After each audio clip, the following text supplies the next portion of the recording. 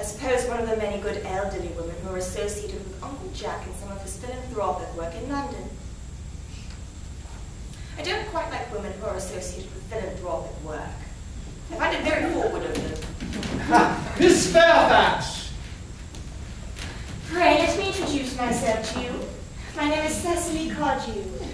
Cecily Cardew?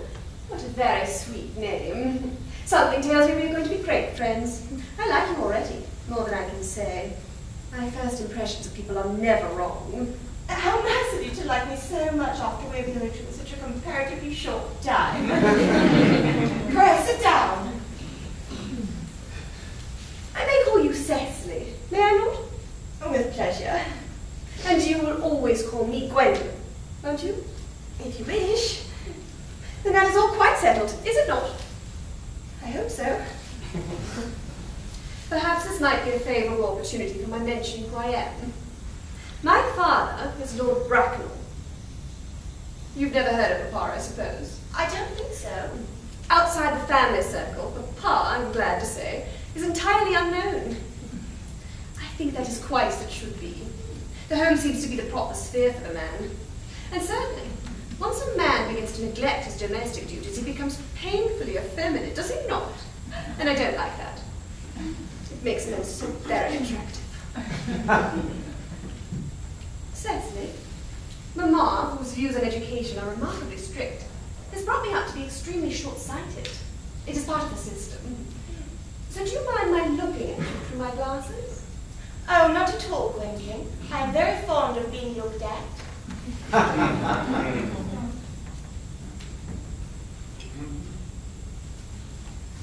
You are here on a short visit, I suppose. Oh no, I live here. Really? Your mother, no doubt, or some female relative of advanced years, resides here also. Oh, I have no mother, nor in fact any relations. Indeed. My dear guardian, with the assistance of Miss Prism, has the arduous task of looking after me. Your guardian? Yes, I am Mr. Worthing's ward. Oh. It is strange you never mentioned to me that he had a ward. How secretive of him. He grows more interesting hourly. I'm not sure, however, that the news inspires me with feelings of unmixed delight. I'm very fond of you, Cecily. I've liked you ever since I met you. But I am bound to state that now that I know that you are Mr. Worthing's ward, I cannot help expressing the wish that you were, well, just a little older than you seem to be, and not quite so very alluring in appearance. In fact, if I may speak candidly... Pray do. I think that whenever one has anything unpleasant to say, one should always be quite candid. Well, to speak with perfect candour, Cecily, I wish that you were fully 42, and more than usually plain for your age. Ernest is a strong, upright nature. He is the very soul of truth and honour. Disloyalty to him would be as impossible as deception. But even men of the noblest possible moral character are extremely susceptible to the physical charms of others. Modern, no less than ancient history, supplies us with many most painful examples of what I refer to. If it were not so, indeed, history would be quite unreadable. I beg your pardon, Gwendolyn. Did you say Ernest? Yes. Oh, but it is not Mr. Ernest Worthing who is my guardian. It is his brother, his elder brother. Ernest never mentioned to me that he had a brother. I'm sorry to say they have not been on good terms for a long time. Ah, that accounts for it. And now that I think of it, I have never heard any man mention his brother. The subject seems distasteful to most men. Cecily, you have lifted a load from my mind. I was growing almost anxious. It would have been terrible if any cloud had come across a friendship like ours, would it not? Of course, you are quite sure it's not Mr. Ernest Worthing who is your guardian. Quite sure. In fact, I'm going to be his. I beg your pardon. My dearest Gwendolyn, there is no reason why I should make a secret of it to you. Our little county newspaper is sure to chronicle the fact next week. Mr. Ernest Worthing and I are engaged to be married.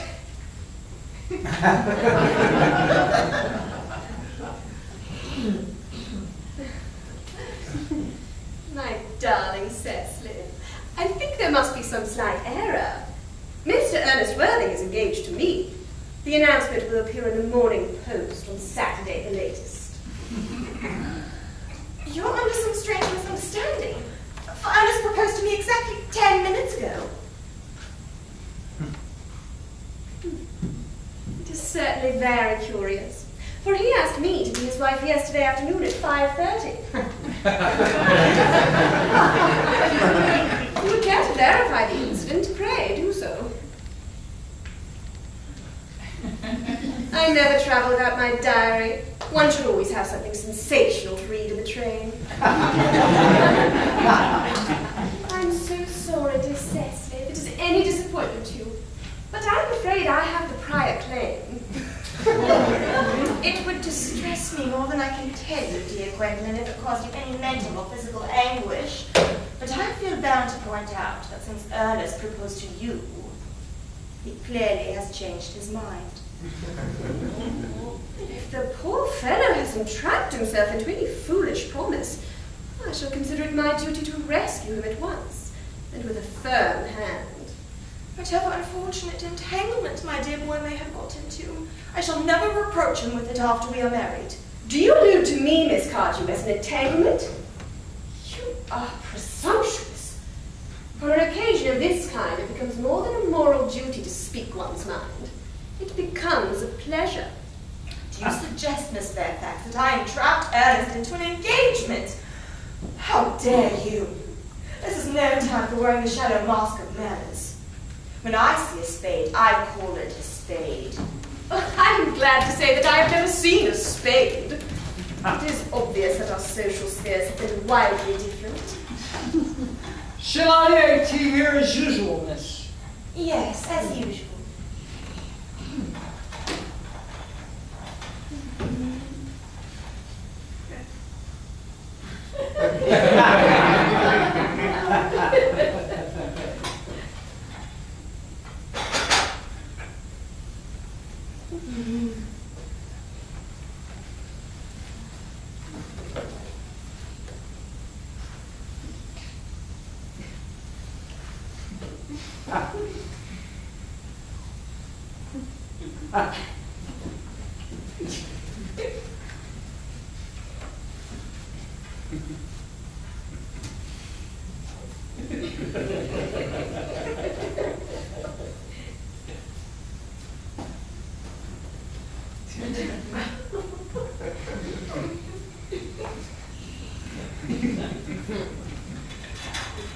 Have you any interesting walks in the vicinity of this country?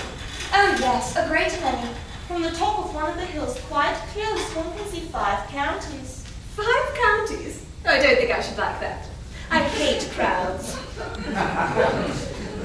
I suppose that is why you live in town.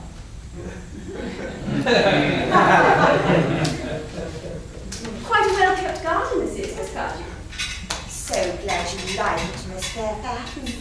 I had no idea there were any flowers in the country. Oh yes. Flowers are as common here, Miss Fairfax, as people are in London. Personally, I cannot understand how anybody manages to exist in the country. If anybody who is anybody does. The country always bores me to death. Ah yes, this is what the newspapers call agricultural depression, is it not? I believe the aristocracy are suffering from it very much just at present. It is almost epidemic amongst them, I've been told. Ah, may I offer you some tea, Miss Fairfax? Thank you. Detestable girl. But I require tea.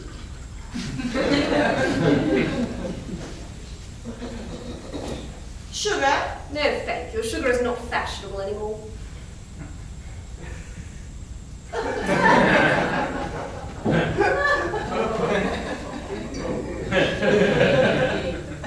Cake?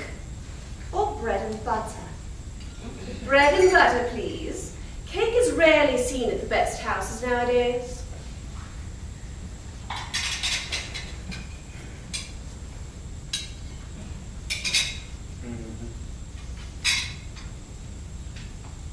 Hand that to Miss Fairfax.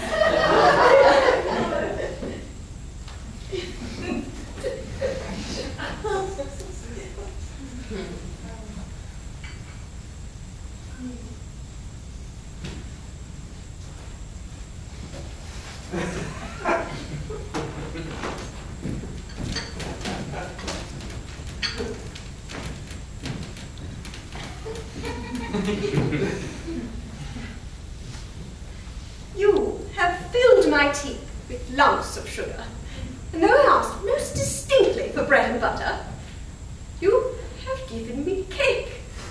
I am known for the extraordinary sweetness of my nature and the gentleness of my disposition. But I warn you, Miss Cardew, you may go too far. To save my poor, innocent, trusting boy from the machinations of any other girl, there are no lengths to which I would not go. From the moment I saw you, I distrusted you. I felt that you forced deceit. I am never deceived in such matters. My first impressions of people are invariably right. It seems to me, Miss Fairfax, that I am trespassing on your valuable time. No doubt you have many other calls of a similar character to make in the neighborhood. Ernest, my own Ernest. A moment. May I ask if you are engaged to this young lady? Dear little Cecily? Of course not. What could put such an idea into your pretty little head? Thank you. You may. I knew there must be some misunderstanding, Miss Fairfax. The gentleman whose arm is at present round your waist is my dear guardian, Mr. John Worthing. I beg your pardon. This is Uncle Jack. Jack! Oh, yes, Ernest! A moment, Ernest. May I ask, are you engaged to be married to this young lady? So what young lady? Good heavens! Gwendolen! Yes, to good heavens, Gwendolen. I mean to Gwendolen. Of course not. What could have put such an idea into your pretty little head? Thank you. You may. I felt there was some slight error, Miss Cardew. The gentleman who is now embracing you is my cousin, Mr. Algernon Moncrief. Algernon Moncrief!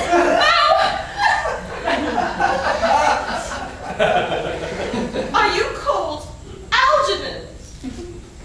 I cannot deny it. Is your name really John?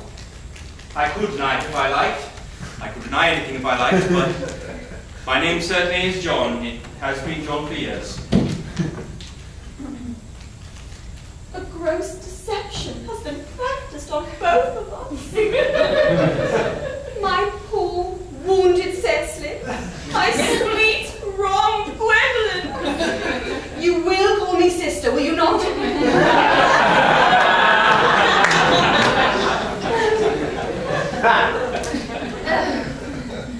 There is just one question I would like to be permitted to ask my guardian. An admirable idea. Mr. Worthing, there is just one question I would like to be permitted to put to you. Where is your brother Ernest? We are both engaged to be married to your brother Ernest, so it is a matter of some importance for us to know where your brother Ernest is at present. Gwendolen, Cecily, it is very painful for me to be forced to speak the truth. This is the first time in my life I've ever been reduced to such a painful position. And I'm really quite inexperienced doing anything of the kind. However, I will tell you quite frankly that I have no brother Ernest. I have no brother at all. I've never had a brother in my life, and I certainly have no intention of ever having one in the future. No brother at all? None. Had you never a brother of any kind? Never. Not even of any kind. I am afraid it is quite clear, Cecily, that neither of us is engaged to be married to anyone. It is not a very pleasant position for a young girl to suddenly find herself in, is it? Let us go into the house. They will hardly venture to come after us there. No. Men are so cowardly, aren't they?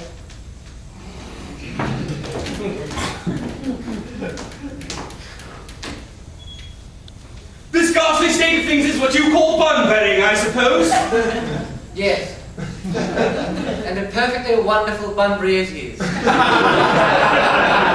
most wonderful bunbury I've ever had in my life.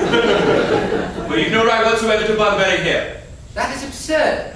One has a right to bunbury wherever one chooses. Every serious bunburyist knows that. Serious bun-beddingist! Good heavens.